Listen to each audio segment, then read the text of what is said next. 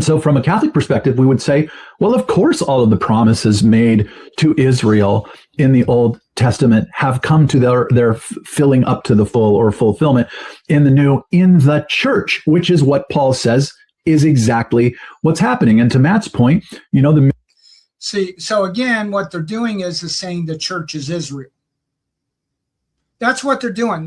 They're going around, beating around the bush and all. The church is now Israel.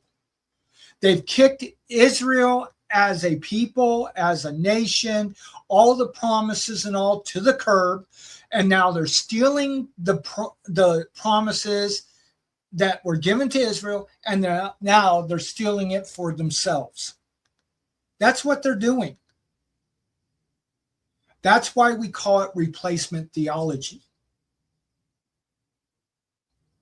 And yes, we understand it's because of it first and foremost starts off with a bad hermeneutic.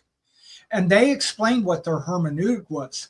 We take the New Testament and then we take the meaning of the New Testament, however we want to make it to be, and we apply it to the Old Testament.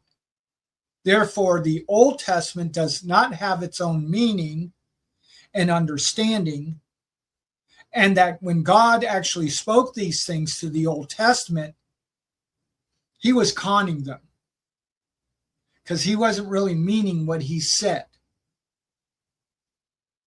He kind of gave it where it looked like it was, but nah, he really wasn't giving out what he said he would.